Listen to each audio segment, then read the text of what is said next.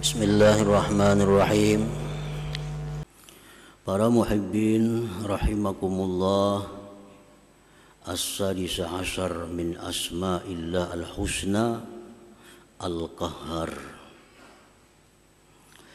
Yang ke-16 dari asma'ul husna adalah al-qahhar. Di dalam Al-Quranul Karim banyak disebut nama Allah Al-Qahhar. Di antaranya firman Allah dalam surat Sad, "Wa ma min ilahin illallah al-wahidul qahhar." Dan di dalam surat yang lain lagi Allah berfirman, "Limanil mulkul yawma lillah al-wahidil qahhar." Al-Qahhar nama Allah Asmaul Husna yang ke-16. Al-Qahhar huwallazi yaqsimu a'da'ah fayaqharuhum bil imatati wal idlal. Al-Qahhar itu artinya dialah yang memecahkan musuh-musuhnya, maka dia kalahkan mereka itu dengan dimatikan dan dihinakan. Al-Qahhar kalau disingkat maknanya yang maha mengalahkan. Jadi siapa aja hendak bertanding lawan Allah pasti akan kalah. Siapa hendak berperang dengan Allah pasti kalah. Karena Allah punya nama Al-Qahhar, yang maha mengalahkan. Huwallazi qahara Namruz fa'amatahu bidzubabah dakhalat ra'sah fakanat la tahda'u harakatuha fi ra'sih. Dialah Allah yang bernama Al-Qahhar yang mengalahkan Namruz. Dia matikan Namruz dengan seekor lalat yang masuk ke kepalanya. Maka lalat itu tidak diam geraknya di kepala Namruz itu. Namruz raja di Irak zaman Nabi Ibrahim alaihissalam. Bukan hanya raja, mengaku Tuhan. Mengaku Tuhan. Allah kalahkan. Ini hendak menandingi Allah, memusuhi Allah, memerangi Allah. Allah kalahkan. Dan Allah kada ribut mengalahkannya. Cukup dengan seekor lalat yang dimasukkan Tuhan ke kepalanya melalui telinga. Lalat masuk ke dalam telinga, kada sing ranayan lalat dalam telinga. Berdiri, berduduk. Akhirnya Namrud menghantu pakan kepala ke dinding beberapa kali. Akhirnya mati. Matinya bukan karena lalat, matinya karena menghantam makan kepala seorang ke dinding. Begitulah caranya Allah mengalahkan, menghinakan musuh-musuhnya itu.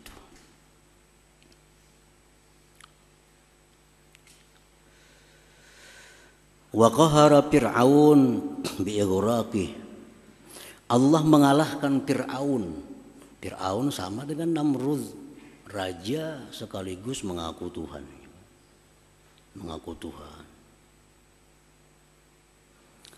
Allah hinakan, Allah matikan Fir'aun dengan ditenggelamkan Allah. Jadi matinya Fir'aun bukan karena pedang, bukan karena panah, bukan karena tumbak, karena dikelilingi oleh pengawal-pengawalnya. Kadang mungkin sampai kalau panah, kadang mungkin sampai kalau pedang, kadang mungkin sampai kepada Fir'aun kalau tombak. karena dikelilingi oleh pengawal. Tetapi Allah tenggelamkan Fir'aun di lautan.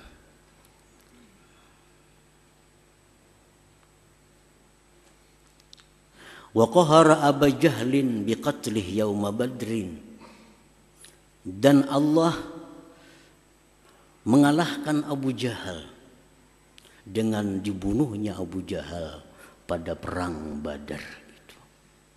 Abu Jahal ini orang yang sangat memusuhi Rasulullah sallallahu alaihi wasallam.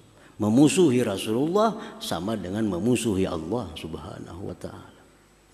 Nah, maka Allah kalahkan Abu Jahal di Badar dengan terbunuh. Para muhibbin rahimakumullah. Jadi Allah Subhanahu wa taala itu sangat kuasa mengalahkan siapa jua pun, sekuat apapun, sebanyak apapun, dengan namanya Al-Qahhar. Tetapi sebagai sunnatullah, adatnya Allah, Allah itu kadang mau langsung mengalahkan itu. Proses waktu Ibrahim alaihi salam berdakwah berpuluh-puluh tahun mengajak Namrud. Sampai akhirnya Namrud ingin membunuh Nabi Ibrahim dengan melemparkan ke api. Berpuluh-puluh tahun perjuangan Nabi Ibrahim alaihissalam, baru Namrud ini dimatikan, dihinakan oleh Allah Subhanahu wa taala. Itu sunnatullah. Padahal Allah bisa secara langsung mematikan itu orang tanpa menunggu minggu, bulan, bahkan tahun. Allah kuasa. Fir'aun, Nabi Musa 40 tahun berdoa kepada Allah agar bisa menang dengan Fir'aun. Baru dikabulkan oleh Allah doanya Nabi Musa. Allah tenggelamkan Fir'aun. 40 tahun lebih Nabi Musa berjuang melawan Fir'aun. Abu Jahal 13 tahun lebih Nabi kita dihina, dicaci maki oleh Abu Jahal. Baru Allah matikan, hinakan Abu Jahal itu. Ini sunnatullah. Banyak hikmah yang terjadi dengan demikian. Pertama, memberikan peluang kepada umat untuk menjadi mujahid, untuk menjadi pejuang-pejuang. Coba andai kata Allah, misalnya Rasulullah dibangkit jadi Rasul, ujar Rasulullah, wahai kaum Quraisy, masuk Islamlah, masuk Islam semuaan, masuk Islam semuaan. Kada terkenal nama Sayyidina Hamzah sebagai serigalanya Allah. Kada terkenal nama Sayyidina Ali sebagai Saifullah, pedangnya Allah. Karena mereka menentang, mereka mencaci maki puluhan tahun. Nah, disitulah timbulnya para mujahid, orang-orang yang gugur sebagai syahid fisabilillah. Jakanya Allah menampakkan namanya Al-Qahhar ini langsung. Begitu ada orang menentang Allah, mati. Siapa menyakiti nabinya, mati. Kada ada mujahid, kada ada syuhada, kada ada orang yang mati syahid. Maka surga untuk orang mati syahid sudah disediakan Allah. Siapa mengisi? Nah, oleh karena Allah memberikan tinggang waktu sekian puluh tahun, sehingga berapa ratus bahkan ribu syuhada-syuhada yang gugur berjuang di jalan Allah Subhanahu wa taala. Bukan Allah kada mampu untuk mengalahkan orang-orang kafir. Palestina berapa tahun dijajah Israel. Nah, dibunuh oleh Israel, diperkosa, dipenjara rakyat Palestina, kaum muslimin dan muslimat. Allah biarkan Israel berbuat sedemikian rupa. Padahal Allah mampu untuk sekaligus melenyapkan Israel di muka bumi itu. Untuk apa? Untuk menimbulkan pejuang-pejuang Palestina. Nah, untuk menimbulkan orang-orang yang syahid dalam perang melawan Israel itu. Mereka inilah yang akan menjadi penghuni surga Allah Subhanahu wa ta'ala. Nah, hadirin hadirat yang dimuliakan Allah, itu sudah sunnatullah. Kita berdoa, ya Allah, hamba sakit, sihatkanlah. Allah bisa mengabulkan detik itu bisa. Ya Allah, hamba kesulitan uang, blak gugur di langit sekarung, bisa. Kuasa.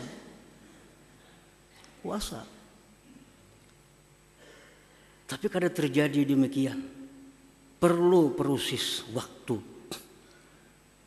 Sekian ratus hari berdoa, ya Allah, hamba sakit sembuhkanlah, hamba sakit sembuhkanlah, hamba kesulitan berikan jalan keluar. Bertahun-tahun doa baru dikabulkan Allah Subhanahu wa ta'ala. Untuk apa? Untuk memperbanyak pahala kita, memperbanyak tabungan amal kita di sisi Allah Subhanahu wa ta'ala. Hadirin hadirat yang dimuliakan Allah, ada seorang hamba yang setiap malam merintih kepada Allah, ya Allah, hamba sakit sembuhkan, hamba banyak hutang, ya Allah lunaskan. Bertahun-tahun tiap malam berdoa, kada kelihatan kabul. Tiap malam menangis, merintih kepada Allah. Sampai malaikat, ya Allah, kabulakan pangdoa itu, kasihan berapa tahun dia berdoa. Malaikat sudah mengusul lawan Tuhan. Tiap malam kami mendengar rintihan hamba Engkau sedemikian rupa, kabulkan. Ya Tuhan, kaina dulu. Kenapa aja malaikat? Aku senang mendengar rintihannya, ya Tuhan. Mau dikabulakannya kada merintih lagi kina. Nah, Tuhan katuju mendengar rintihannya tuh. Nah, jadi diberikan Tuhan pahala disimpan di surga nantinya. Itu sudah sunnatullah. Sudah aturan Allah Subhanahu wa ta'ala. Nah, Al-Qahar ini seperti itu. Allah mengalahkan musuh-musuhnya. Tapi bukan langsung, ada proses waktu, ada perjuangan-perjuangan dari hamba-hambanya yang beriman.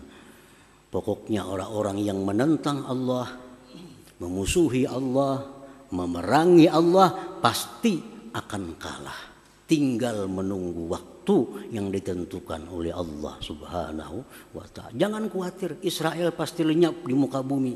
Tinggal menunggu waktu. Tinggal menunggu waktu. Orang-orang yang mencaci maki Allah, menghina Rasulullah, bukan kada tahu Allah, bukan kada kuasa melenyapkannya, tapi tunggu waktunya. Allah punya waktu sendiri untuk menggunakan Al-Qahar, namanya yang maha mengalahkan itu.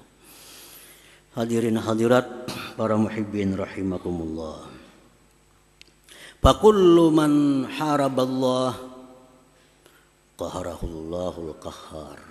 Tiap-tiap orang yang memerangi Allah pasti akan dikalahkan oleh Allah Al-Qahhar. Siapapun yang memerangi Allah artinya memerangi agamanya, memerangi Allah, memerangi kekasih Allah, memerangi Allah. Qaharahullahul qahhar, pasti akan dikalahkan oleh Allah Al-Qahhar. Dan orang-orang yang memerangi Allah, yang memusuhi Allah itu bukan hanya orang kafir, bukan hanya orang musyrik, bukan hanya orang munafik, tetapi kaum muslimin sendiri ada yang dianggap Allah memerangi Allah. Orang Islam sendiri ada yang dianggap Allah memerangi Allah. Walaupun dia ini muslim, tidak merasa, tidak mengaku bahwa dia memerangi Allah. Tapi Allah menganggap dia memerangi Allah. Nah, siapa mereka itu? Wa minal muharibin Allah Ta'ala, sebagian atau termasuk orang-orang yang dianggap Allah memerangi Allah Subhanahu wa Ta'ala, akilur riba, orang-orang yang melakukan praktik riba. Nah, orang-orang yang melakukan praktik riba. Riba, contohnya riba itu kita berhutang 1 juta, kena bayar 1.200.000, itu riba. Riba. Nah, ini orang dia kadang merasa memerangi Allah. Dia pun kadang mengaku dia memerangi Allah. Tapi Allah dan Rasul menyatakan orang yang melakukan praktik riba itu muharibullah wa rasulih, memerangi Allah dan Rasulnya. Karena Allah menganjurkan kita untuk bersedekah. Allah nyuruh kita untuk memberi makan orang, memperbanyak sosial. Sedangkan riba ini jelas bertolak belakang dengan sedekah, bertolak belakang dengan kasih sayang. Makin hari makin ganal bayarnya, kan jauh dengan kasih sayang. Nah, disitulah dia memerangi dengan Allah Subhanahu wa Ta'ala. Allah Subhanahu wa Ta'ala berfirman, ya ayyuhalladzina amanu taqullaha wa zaru ma baqiya minar riba in kuntum mu'minin fa in lam taf'alu fa'zanu biharbin minallah wa rasulih. Al-Baqarah. Wahai orang-orang yang beriman, takwalah kepada Allah, tinggalkanlah yang tersisa daripada riba. Nah, kita misal mau hutangi orang 1 juta, perjanjian bayar 1.200.000. Begitu turun ayat ini, hentikan itu. Riba ini termasuk praktik mulai zaman dahulu kala. Sebelum zaman Nabi kita sudah ada riba ini, sudah ada. Hentikan. Apabila kalian tidak berhenti, maka perlu kalian tahu bahwa kalian sedang berperang dengan Allah dan Rasulnya. Jadi orang yang melakukan riba itu orang yang berperang dengan Allah dan Rasul. Setiap berperang dengan Allah dan Rasul, pasti Allah yang menang, karena nama Allah Al-Qahhar ini yang maha mengalahkan. Yang maha mengalahkan. Yamhaqullahu riba, Allah akan menghanguskan, melenyapkan, membinasakan riba, itu artinya.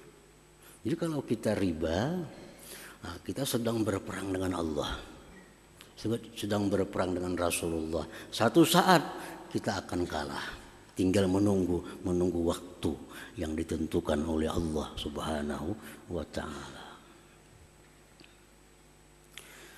Wa minal muharibin Allah mu'adatul awliya illahi ta'ala, termasuk orang yang memerangi Allah, memusuhi Allah, orang-orang yang memusuhi para waliullah. Orang yang memusuhi wali-wali Allah itu dikatakan Rasulullah sebagai orang yang memusuhi Allah, yang berperang dengan Allah Subhanahu wa Ta'ala. Itu orang wali dimusuhi. Orang wali dimusuhi, berarti kita sedang memusuhi Allah, sedang berperang dengan Allah. Satu saat kita akan terhina, kita akan kalah. Qala Rasulullah SAW, Rasulullah bersabda, man yaqulullah tabarak wa ta'ala, Allah berfirman, man ada li waliyan faqad azantuhu bil harbi, rawahul Bukhari. Barang siapa yang memusuhi waliku, maka ketahuilah bahwa aku berperang dengan dia. Nah, jadi hati-hati memusuhi orang, hati-hati menghinakan orang, Hati-hati menyakiti, menzalim orang. Siapa tahu orang ini waliullah, siapa tahu orang ini wali Allah, habis kita, hancur kita, hancur. Dikalahkan oleh Al-Qahar, nama Allah Al-Qahar ini. Para muhibbin rahimakumullah, Imam Muhammad Al-Baqir radhiyallahu anhu berkata, Inna Allah khaba'a thalasan fi thalasin, khaba'a ridahu bitta'ah, bita'atihi fala tahqiranna minat ta'at syai'a, fala'alla ridahu fihi, wa khaba'a sukhtahu bima'siyatihi, fala tahqiranna minal ma'siyati syai'a, fala'alla sukhtahu fihi, wa khaba'a awliya'u fi khalqihi, fala tahqiranna ahadan, fala'allahu dzalikal wali. Imam Muhammad Al-Baqir berkata, sesungguhnya Allah menyembunyikan 3 perkara di dalam 3 perkara. Yang pertama, Allah menyembunyikan ridhanya di dalam ketaatan. Allah menyembunyikan ridhanya dalam ketaatan. Maka janganlah engkau anggap remeh itu ketaatan walaupun kecil. Barangkali di situ ada ridhanya Allah Subhanahu wa ta'ala. Sedekah 1000 jangan dianggap kecil. Siapa tahu di situ ridha Allah Subhanahu wa ta'ala. Bersedekah 1 miliar, siapa tahu di situ ada ridha Allah Subhanahu wa ta'ala.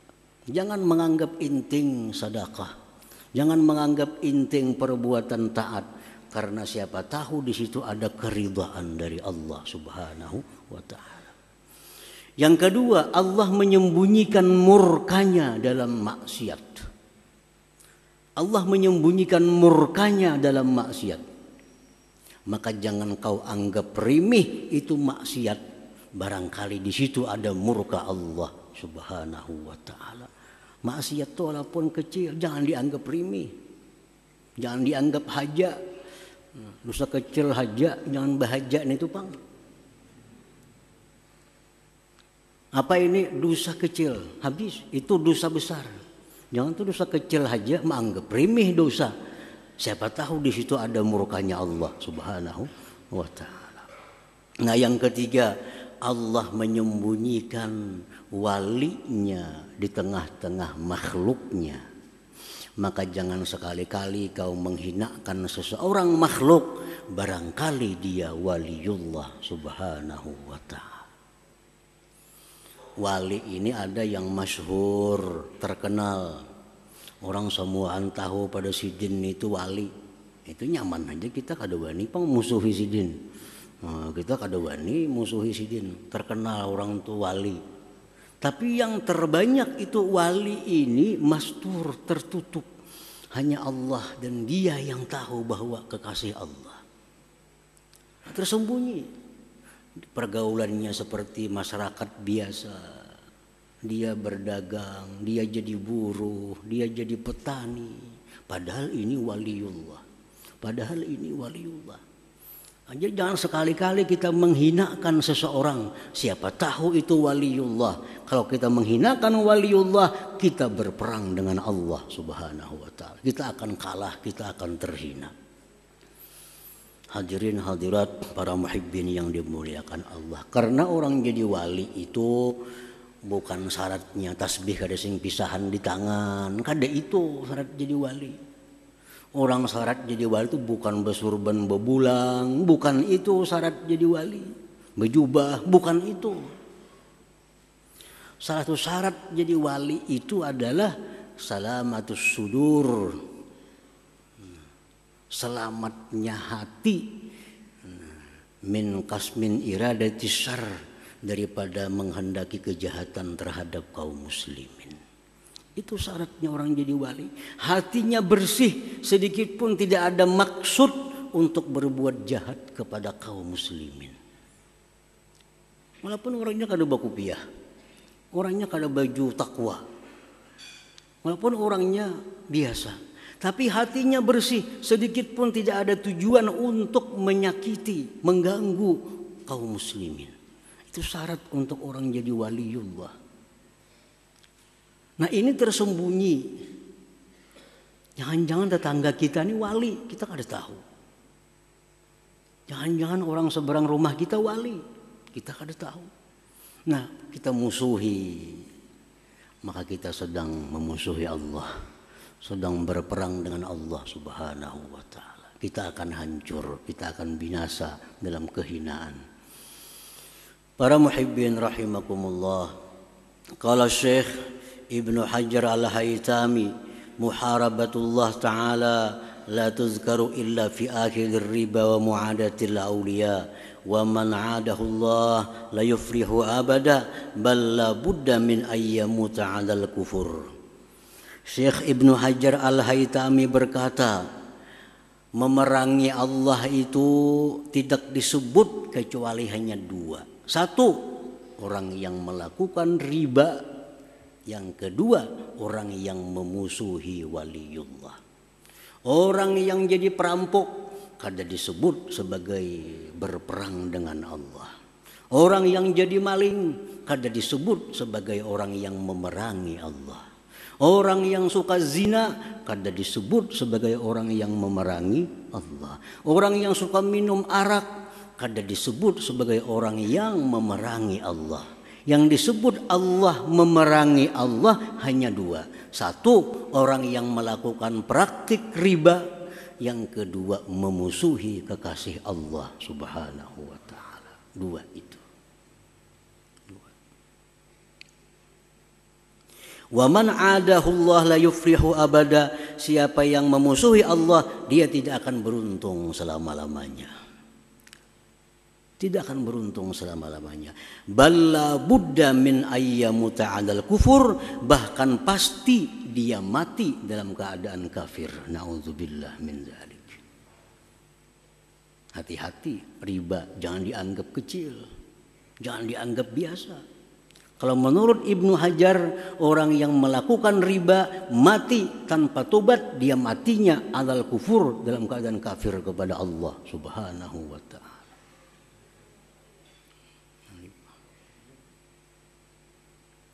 Orang memusuhi para waliullah, kada tubat-tubat mati, matinya 'alal kufur, mati dalam keadaan kada membawa iman. Nauzubillah min dzalik. Jangan dianggap remeh riba itu, jangan dianggap remeh. Memusuhi orang jangan dianggap remeh, siapa tahu itu orang kekasihnya Allah Subhanahu wa ta'ala. Para muhibbin rahimakumullah, itulah nama Allah yang ke-16 tadi, Al-Qahhar. Al-mu'min bismillah al-qahhar ayyaqara a'da'ah. Orang yang beriman dengan nama Allah Al-Qahhar, dia itu orang yang mampu mengalahkan musuh-musuhnya. Kalau kita beriman dengan nama Allah Al-Qahhar, yang maha mengalahkan, maka kita mesti jadi orang yang mampu mengalahkan musuh-musuh kita. Itu buktinya, bukti kita beriman dengan Al-Qahhar, kita bisa mengalahkan musuh-musuh kita.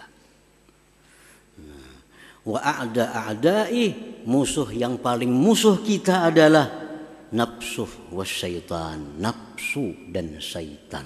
Ini dua musuh yang paling musuh dari sekian banyak musuh. Orang yang beriman dengan Al-Qahhar, dia akan bisa mengalahkan nafsunya. Dia akan bisa mengalahkan syaitan yang menggodanya. Caranya mengalahkan itu macam apa? Bimukhalafatihima, dengan menyalahi kedua-duanya. Jangan menuruti kehendak nafsu dan syaitan itu.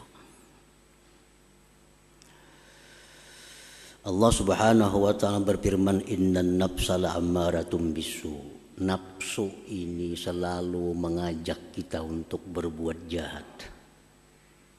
Nafsu selalu mengajak kita berbuat maksiat. Nah, kalau kita beriman dengan Al-Qahhar, kita bisa kalahkan nafsu. Hendak buat maksiat, kita salahi, kita tegah, kita lawan sehingga kada terjadi maksiat. Syaitan, Allah berfirman, inna syaitana lakum adu fattakhiduhu aduwa. Syaitan itu musuh kalian, ujar Tuhan. Syaitan itu musuh kalian, jadikan musuh, jangan dijadikan kawan. Jangan jadikan kawan. Jadi syaitan, nafsu sama-sama mengajak kita kepada kejahatan, kepada jauh dengan Allah Subhanahu wa ta'ala. Para ulama menjelaskan untuk mengetahui nih maksiat nih, hendak maksiat nih, apakah dari syaitan atau nafsu. Hati hendak berbuat maksiat. Ini bisa ajakan nafsu, bisa ajakan syaitan. Caranya mengetahui apakah ini ajakan syaitan atau ajakan nafsu.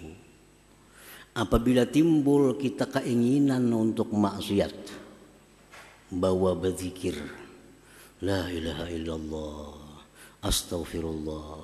Kenapa hendak maksiat? La ilaha illallah. Kalau berhenti hendak maksiat, berarti yang tadi dari syaitan.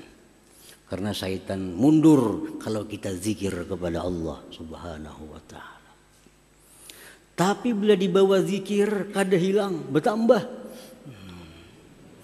Hendak berbuat maksiat, la ilaha illallah. Kenapa hati hendak buat maksiat? Astagfirullah, tetap. Berarti dari nafsu itu. Itu dari nafsu. Nafsu lebih sulit dikalahkan daripada syaitan. Kenapa? Karena syaitan hilang datang. Kalau nafsu bertunggu 24 jam dalam tubuh kita. Bertunggu. Lebih sulit. Syaitan bisa hilang. Bawa berzikir hilang. Lupa datang lagi. Bawa berzikir hilang lagi.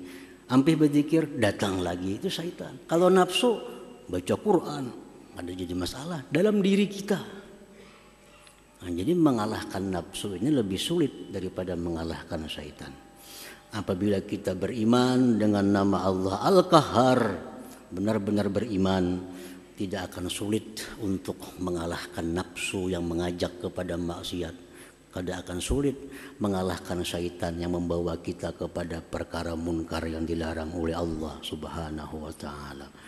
Para muhibbin, mudah-mudahan Allah memberikan kita kekuatan, memberikan taufik dan hidayah kepada kita sampai akhir hayat kita. Wallahul hadi ila siratal mustaqim ila hadratin Nabi sallallahu alaihi wasallam. Al-Fatihah.